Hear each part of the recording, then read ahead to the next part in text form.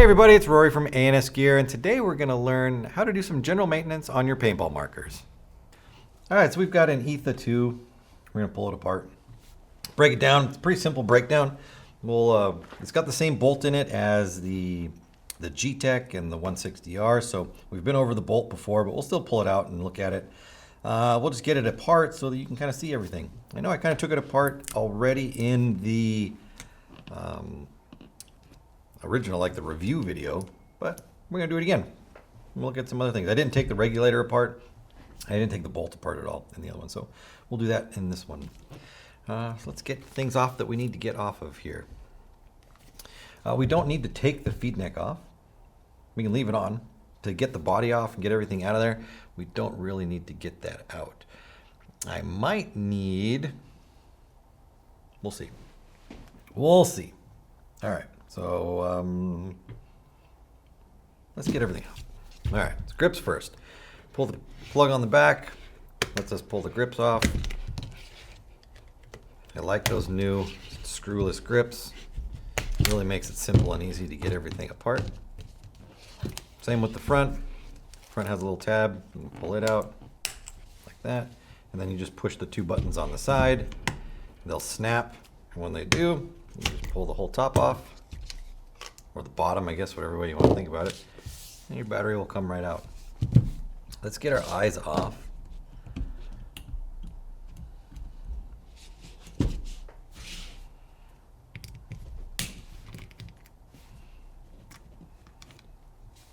I kind of reach inside there and I push from underneath. I'm actually pushing the detent up into the eye cover to pop it off of there. So there's our detent, our eyes, or eye covers, I should say, not our eyes.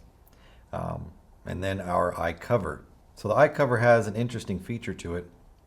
I think I talked about it before, but this is kind of like what they call a light pipe. So the eye doesn't, the actual eye, let's see if you can get this in there. It's upside down, I know, but that's okay. So the actual eye, focus on that thing. There we go. Is actually down lower. So it's at the bottom or the base of there because the board sits along the top of the frame here. So there is no eye wire that comes up and actually sits in the upper section of the breech. But there is a hole there for it. And so the way they do it is you can see the eye is sitting right there. And so it's a little bit low. This eye pipe or the light pipe basically just reflects what the breech is seeing down, and so that the eye can pick it up. So the image comes in through here, goes down, and then comes out the bottom so that the eye can see it down below. So it's just a way to move the image or move the light around so that the eye can pick it up. Kind of an interesting little thing on there.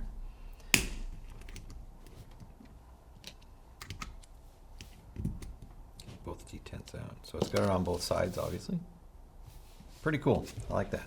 Makes sense. They can keep the eye down and out of the way. They can keep it from getting dirty or ruined because of the paint, and just shuttle the light or the light around and have it picked up down below. Take our frame off.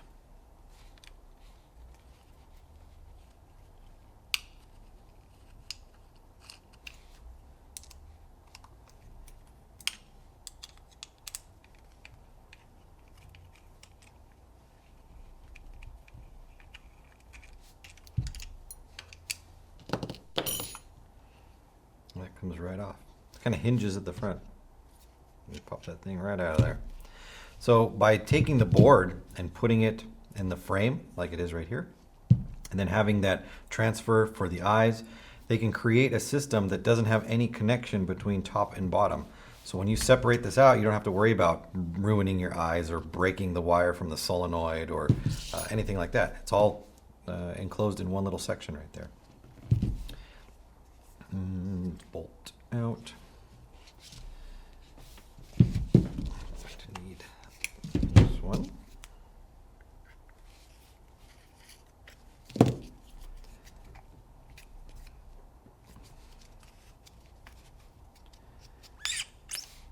there's our core. So same breakdown on the core as before. It's a gamma core.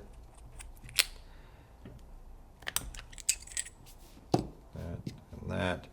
And I'm not going to get this apart. I doubt it with my hands. It's so greasy. Yeah, I'm not going to get that apart on there. But that's okay. We've done breakdowns before on the Gamma Core, so everybody knows how that comes apart. It's the same thing as the G-Tech or the 160R, so we don't need to really go through that. So, oh, wait, it'd help if I put the bolt in there.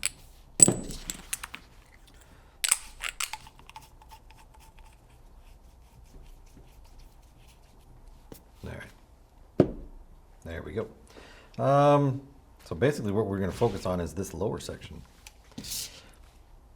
We're going to get the board out, and we want to disconnect the solenoid wire. So the solenoid wire is right here. It connects to the board right here at the top. You can see it right there.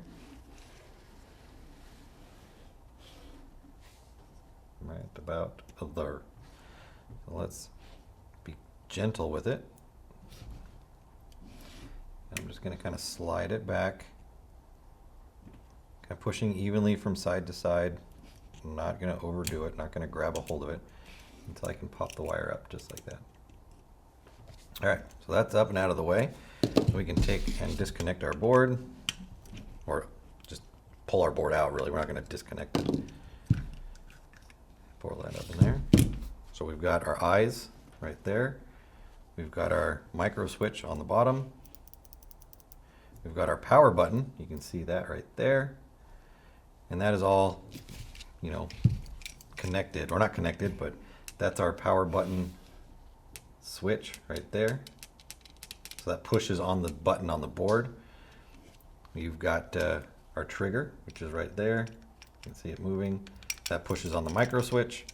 And then we have our solenoid at the back that transfers air up into the lower section right here. So you can remove this inner piece right here, and typically they are pretty well set in there. I use like a piece of Delrin, and I put it up against this post right here. This is actually a screw for the frame screw, and then I tap it with a hammer. You could use a piece of wood. You could use anything you want that isn't going to mark or damage this post. You don't want to destroy that in any way. Doesn't look like I have anything up here, but it does come out. It's not a problem. You just tap this piece right here. You could even use a plastic mallet, or if you have one, and just tap this, and the body will actually just slide out, and then you can pull it right out of there if you needed to clean it for any reason, or maybe somehow you got paint up in there. They've done a really good job of closing this off so that paint isn't going to get in between the outside body and the actual metal housing on the inside. So there's really no reason to ever have to take it out, but it can come out if you needed to. All right, so this part here. If you need to remove the trigger, the post right here comes out from right to left. So you would want to punch it out this way, not from this side, and then the trigger will come out if you wanted to take that off. If you need to take out the button right there, you have to take out the O-ring that is on it. There, that O-ring just keeps it from sliding out. Take the O-ring off, and then the whole piece will slide out if you ever needed to take that off. Let's take the regulator off. Just the two screws at the bottom, and then it'll come off. And you do have to be careful when this reg comes off that you don't lose some pieces, and I'll show you what they are. So when you pull this up, these two screws go through two nuts that are right there. So 1 and 2. When the screw comes out like that, the nut isn't held in by anything. So it will just fall out like that. So be very careful if you take your regulator off of your gun, or you take the ASA section off, that you don't lose these mounting nuts. If you lose them, you will not be able to put it back together. So don't lose that. It's very important. The Pops ASA is going to come out just like any of the other ones do. Push the post in, slide it forward until you can get it all the way off. It's much smaller, well, it feels much smaller than it was before. So it's going to be a little bit more difficult to get your fingers in there. see if I can get this.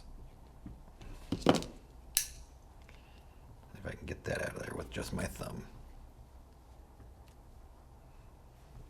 Maybe it doesn't come out like it did before.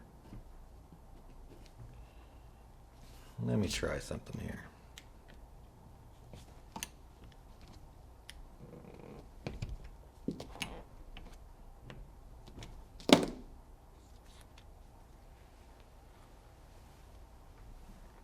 Well, I might have to get back to you on that one. Let me get the rest of this apart and then we'll go back and look at it. Greasy hands.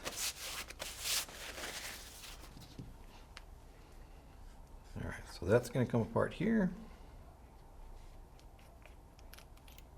So this is going to house our piston and our piston spring. That would come out like that. So very similar to what you would see in a CS1 or really any regulator that they've done in the past while.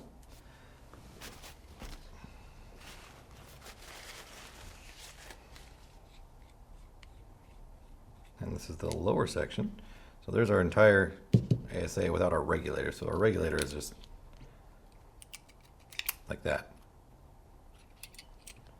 So inside here is going to be our velocity adjuster, which is here.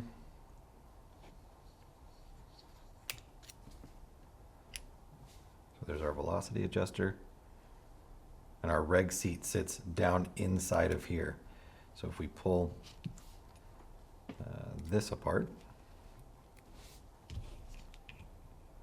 might be too big. So if you ever have any reg issues where your reg is overpressurizing or supercharging, the Reg Seat might be the culprit, and that's going to sit right there. You can just grab it and wiggle it out sometimes. You might have to get in there and actually pick it out, but this piece just will come out this way, and then you'd replace it. Sometimes you can flip them over if they're not too damaged and use the other side. It's not recommended. It'll work in a pinch if you don't have an extra Reg Seat. You could do it. Obviously, if it's damaged in some way, you would want to replace it, not just put a Band-Aid on it and hope that it works. But there are instances where you might need to do that, where you can't fix it per se, but you want to, or you can't properly fix it, but you still need to play. So that would be the way to do it. All right. Now that's back together right there. This thing, on the other hand,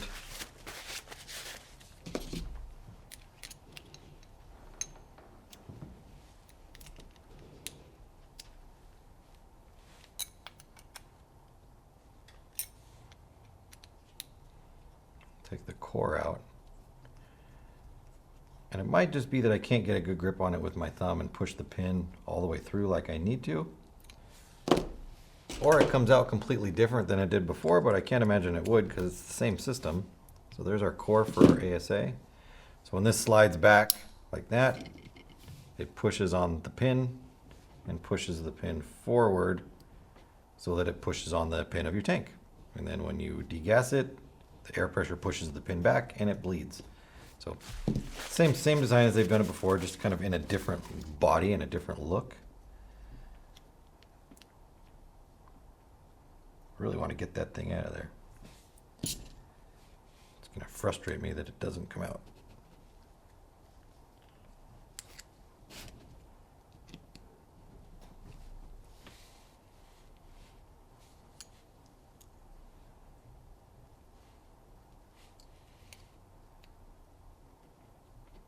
Can't push it a little bit further.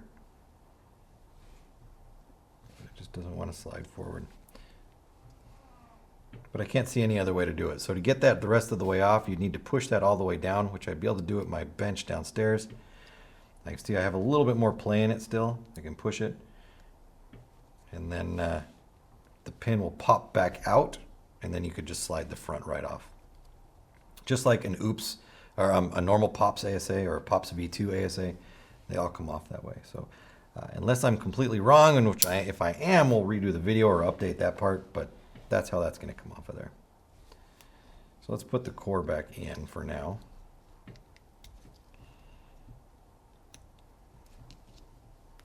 It just drops right in.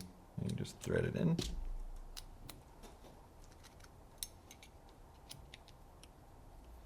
And don't over tighten it when it's on the bottom. Just snug it up and call it a day. All right. Put our regulator back together. Literally just threads in there. Very, very simple. I love that design. Works really nicely. All right, so we've got everything else out of the gun except for our transfer tube and our solenoid. So the solenoid comes out with these two gold pins right here. You just push them out. 1, 2. They just fall right out of there. There's a little O-ring on them that helps keep them from moving, but that's it. That's all it holds it in place. It keeps the solenoid in one spot so that when it goes up against the body of the gun, it seals. Here's our solenoid right here. There's a large gasket right there that you see. And there's a perfect cutout in that body right there that's going to marry up with. Like that. That's what seals. You can take this apart. You can pull this off and the pilot valve will come off, and that will let you get to the spool on the inside here. And you could rebuild that as well if you need to.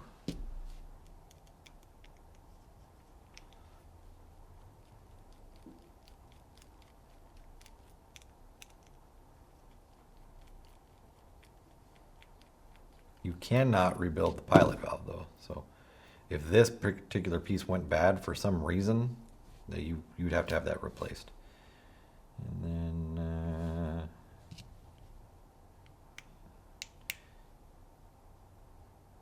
I don't have a small enough screwdriver to get this off. Oh yeah, I do. Tried to push a little harder.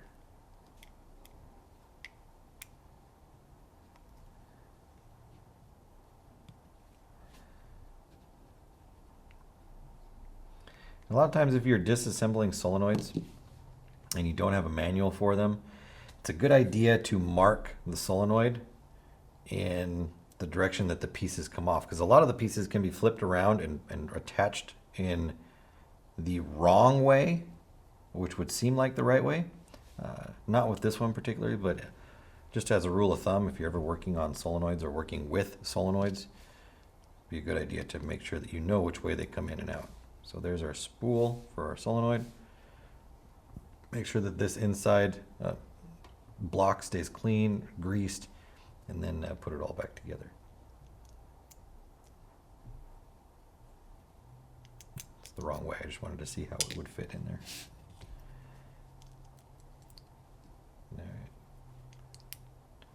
You can see when you go to put it back together, just so you guys don't put it together wrong, you've got a large hole with like a recessed section, and then another same size hole on the other side, but almost goes all the way through the same diameter. That's the side you want to come in from. You want to come in from the block side, so this black manifold side over here, or black whatever they're going to call it. That's the side that the spool comes in from. So let's go ahead and finish getting the solenoid back together, and then we'll move on. All right, so we've got our spool in. Just gonna kind of just make sure it's evenly in the middle right there. Perfect. Take our little block here, put it back on, and then we'll put the screws back in. And anytime you're dealing with a solenoid like this, never over tighten. We're just gonna put it in there. We're gonna make sure that it snugs up, and we are going to stop. Never want to strip out the holes of these. That'll just make you have a solenoid that doesn't work anymore. Make sure it sits flush, that it's not sticking up anywhere. You see I'm just giving it a nice tighten on there. When we go to put this piece back on, see we only put 2 screws at the bottom, so this actually kind of is not sitting level. If you look at it, this side is a little bit higher than this side over here. when we put this on, screws are going to come through this side, and it's going to then even it out and tighten everything down.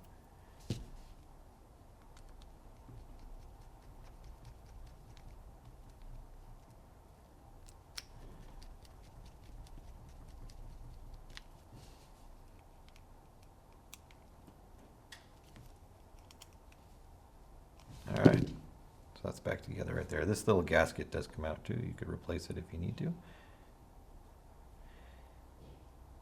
And it is, I'm pretty sure it is same gasket style that they use in the CS1 and the CSR. This big block gasket right here, there is a ridge or a rim around it which seals the outside of it, but it is not perfectly in the middle. It's actually the ridge, it's going to be very hard to see, but is closer to one side than the other. So when we put it onto the solenoid here, you want that ridged section to be on the side of the solenoid. If you had it flipped around like this, it probably wouldn't seal because the ridged section that needs to fill out this gap is not in the right spot. So make sure you have it set up to be in the right position in there. Otherwise, you could have some leaking issues. Okay, the last thing in here is the transfer tube.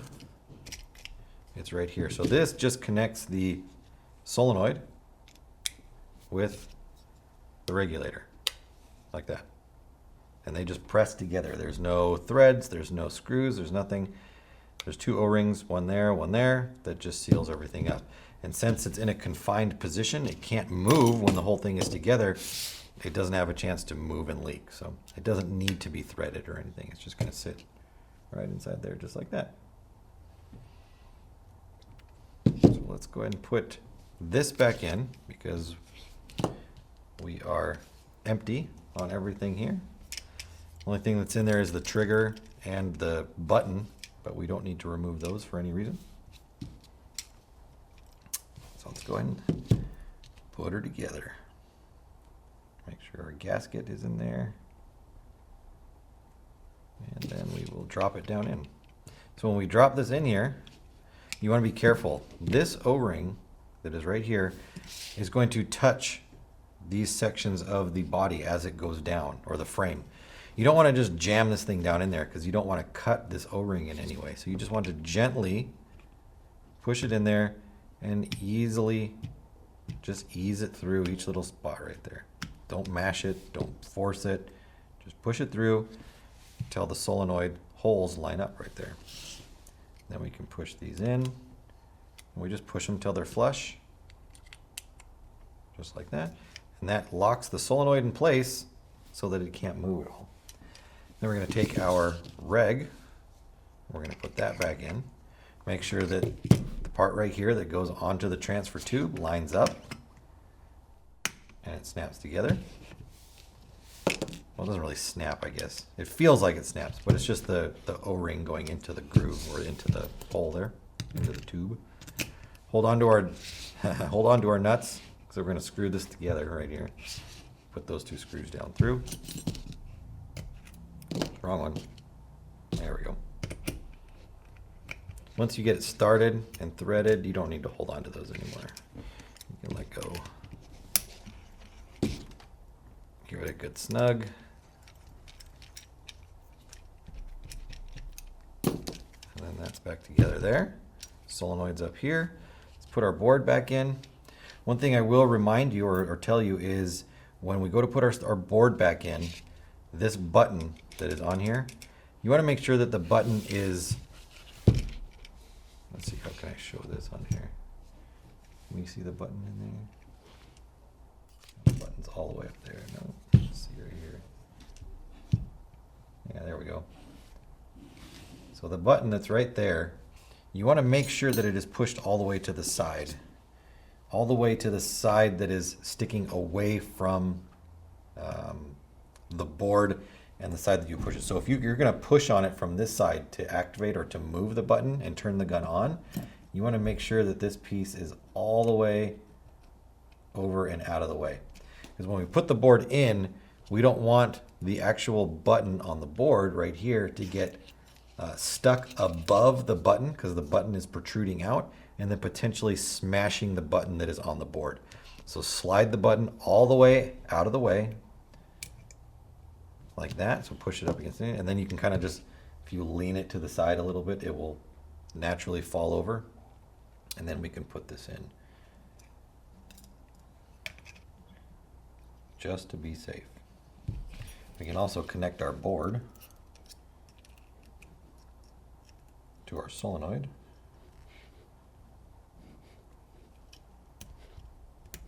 And then, oops, I moved my gasket out of the way. And then we'll set it right down in there. So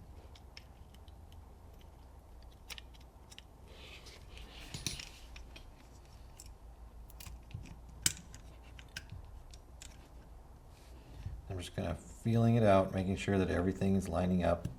I'm not going to force anything to go where it doesn't want to. I'm going to move that gasket again and put it back in there later. That's the screw that holds the board down.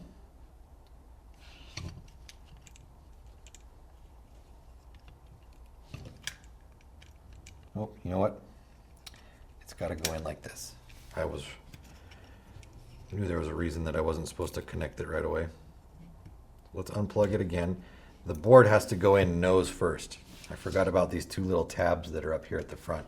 They're going to hold the board in place so that when the battery comes up and pushes against the board doesn't have anywhere to go and it can't lose connection with the battery. So that's there. I'm going to check my button. Make sure that my button is clicking. It is. That's good. I'm going to take my screw.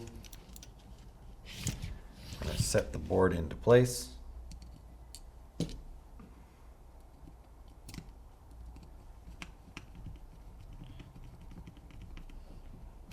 Then I will reconnect my wires like that. All right, so my button works. My trigger works. I can hear it clicking.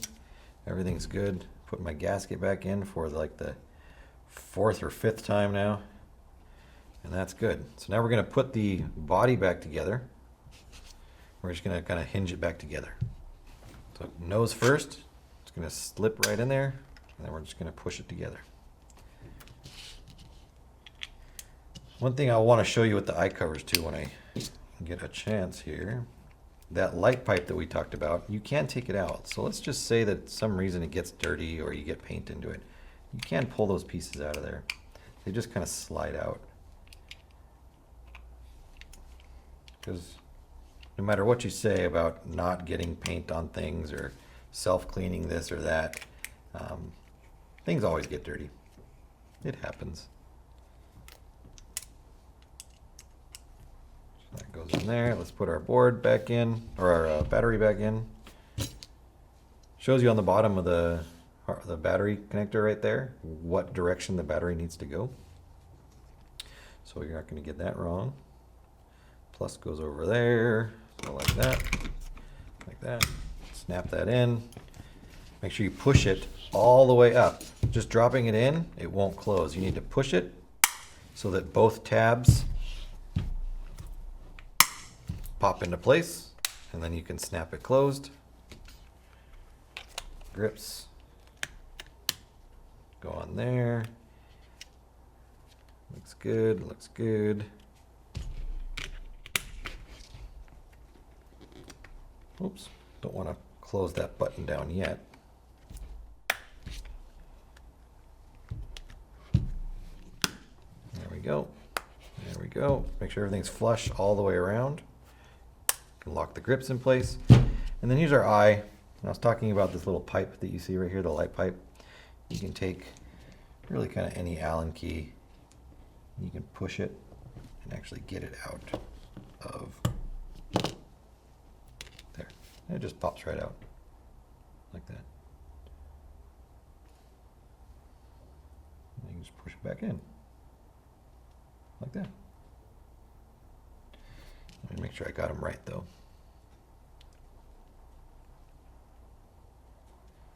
Put it in backwards. So you've got on this pipe, you've got, or this light pipe, you've got a high side and a low side, or a tall side and a shallow side.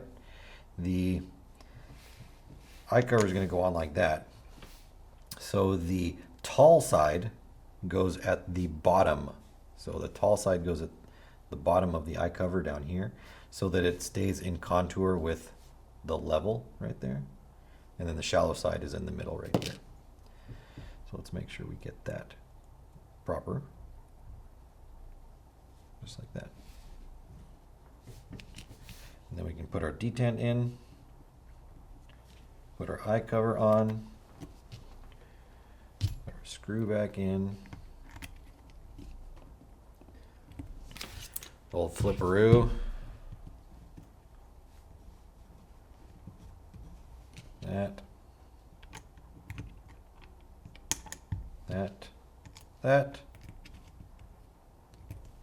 That, and then last.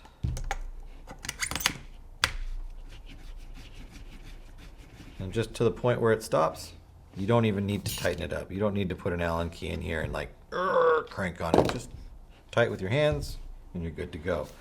All right, so that's your Etha 2 right there. Well guys, I hope this helps you out with any questions or concerns you have about your paintball gear or products. And as always, for all your paintball needs, shop ansgear.com.